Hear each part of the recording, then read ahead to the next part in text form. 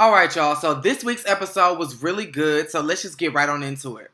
First things first, y'all gonna have to excuse this hair rag because I'm getting my haircut on Saturday because I have a new gig that starts on Monday and I need my haircut to be fresh. So y'all just gonna have to deal. Now, Keisha Cole, baby, it's clear that you don't want to be on this show and that you're solely doing this to promote your album, which is fine, but at least make it look believable. Like the scene you did with Masika and I think it was Nia, was very, very dry. Almost as dry as your scene with Zell Swag. So kind of get a little bit more enthusiastic about your scenes. You know, it looks as if you only talking to them people all of 30 minutes to an hour. And then you don't have to see them for much longer after that, if at all. So yeah, but that was not the only thing that was fake as fuck this episode, so we'll get into the rest of that later.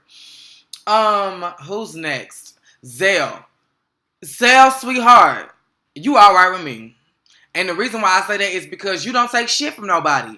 Ray, you got a whole lot to say, but when it comes time to throwing them motherfucking balls, you scooching and you backstroking, bitch. What for? I mean, you was talking all this shit when you was saying I was a Tasmanian devil, so when I come raining tornadoes on your motherfucking ass, why is it that you running for cover? I don't understand. You all outside talking about, bitch, let's walk outside so we can really get...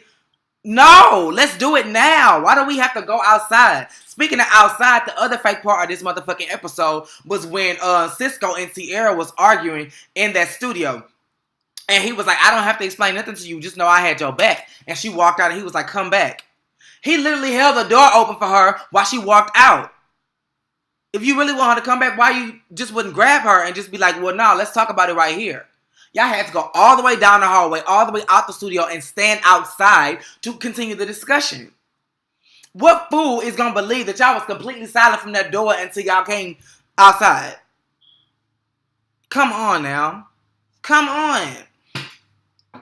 But speaking of Cisco and Sierra and that whole situation, Cisco, you a motherfucking dog. This whole time, I'm like, well, maybe Sierra, is on to something, and maybe, Moniece and Nia are tripping, and they are overstepping their boundaries. I understand that they are loving friends, and they want what's best for Sierra, but if this dude want to detox her real quick, I don't see what's wrong with either. I said that in our last conversation. Child, he didn't goop my motherfucking ass, because he all like, I'm here for you, I'm here for you, I'm here for you, and then at the end of the episode, bitch, you here for somebody else! What the fuck? Like, maybe I'm missing something. And maybe you ain't never been in love like I've been in love before, but that ain't how shit go down. When you really care about somebody, you are for that person. This nigga said she get to arguing too much and she got too much going on, so I need to have some fun with somebody else. Nigga, you can't even bring yourself to say you love me right now.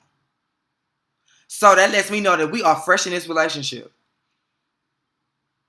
And if we this fresh and you already walking out when shit getting kind of tough, when we run into some real relationship type issues, bitch, you ghost. No, ma'am.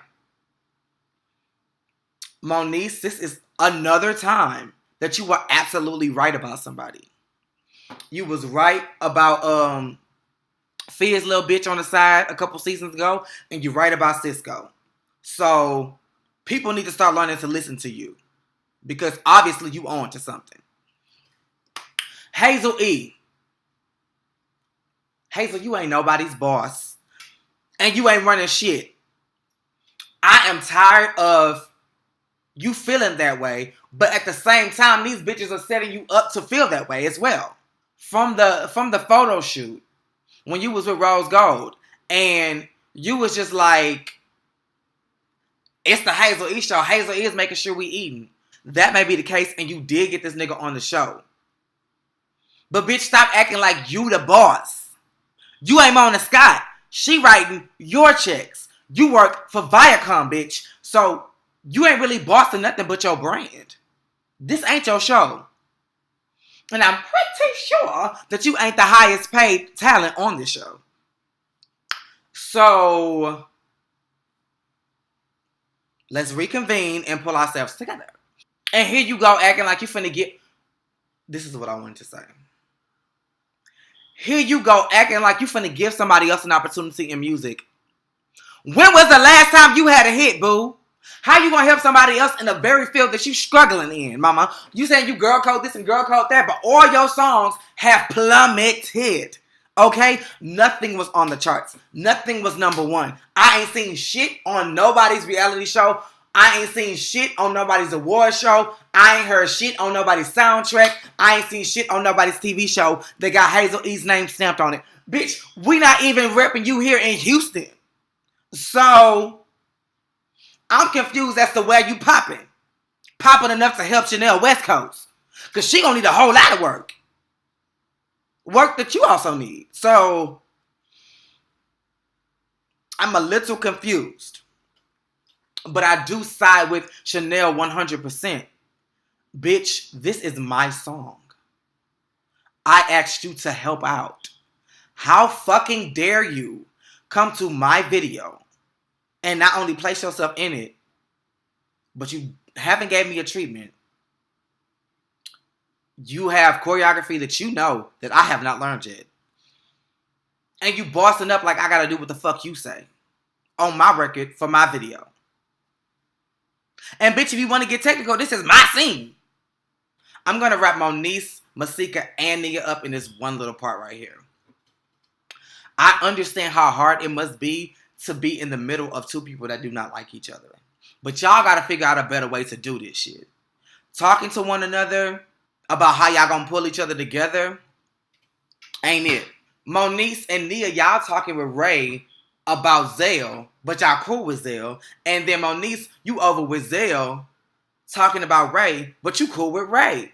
Like, y'all not necessarily talking about them, but just tread lightly and shit like that. Let them figure out whatever they got to figure out and keep yourself out of it as much as possible. Because one thing you don't want with a queen is drama. Because, baby, she will bring it to you. Not only with this, but with these if they bout that life. Ray, I think he just got this. But Zell bout that life. So I would not want to piss him off if I was y'all. Okay. Alexis Skye. Alexis, I said that you was stupid when, I felt that the initial reason for you coming on this show was to approach Masika about shit that ain't really concerning you no more. Yeah, the boy did cheat on you to get with her, but it's all over now. Y'all are both on to better things. But baby girl, I told you that Patches was not the one for you, baby. I told you that. And you didn't believe me. And here you are tootsie rolling into an interview that is alive, by the way, to confront a nigga that, again, does not want you. Girl, if he been ducking and dodging you because you been hating his ass up about what his baby mama did to you, obviously he don't give a fuck about the situation. And if he dodging you for long enough, then obviously he don't give a fuck about you. Then you approach him. He's very nonchalant about the situation, and then he goes on to call you pass around pussy. I understand that you were upset, but at that moment, baby, you had already made a spectacle of yourself. So the most mature thing for you to have done was to simply gather yourself, clutch thine pearls, and walk the fuck out. Then you sit with motherfucking Lyrica, and she like, oh, girl, I feel so bad for you. Oh, girl. Oh, okay, girl. Oh, this is so, oh, girl. So you fucking with a nigga that don't care, and you venting to a bitch that don't care. It's really not working out in your favor. Do you get what I'm saying? Do you get where I'm going with this? Pretty girl, seems like you got a lot going for yourself. Hone it in. And fuck with people who fuck with you. Please. Speaking of Lyrica from the preview, they made it seem like you was going off just because he was working with yet another female. But once we got into the scene, it made so much sense. I'm not going to lie. I've been in this music game for a while, so I've heard of Lyrica Anderson way before I heard of A1. Lyrica started off as a songwriter. And I do believe 100%, given A1's track record and who he's working with, and being that all these people, or most of these people, were people that Lyrica worked with as well, I believe every word when she said that she was up in the studio hyping your motherfucking ass up so y'all can get checks together. And here you go, as soon as you get on your feet and your head is above water, you done forgot where you came from. I agree with her 100%. She had every right to go off on your motherfucking ass. And you had every reason to apologize. That's what you should have did. So I hope y'all work out and I hope everything is fine and y'all learn how to be a unit and make this money together. Y'all in Hollywood. There is money to be made. That seemed like that was pretty much everybody from this episode. I need to see what the fuck is gonna go down between Sierra Marie and Cisco. She needs to hit his motherfucking ass up and then she needs to kick rocks. This ain't no situation like Brooke Valentine and Marcus. No. Don't punish his ass and then come back in a few. No, let his ass go. He is a creep for real. Let his motherfucking ass go. I'm liking Zell. I would say I want him and Ray to work it out, but I like the tension. It's very entertaining. I like it. Moniece.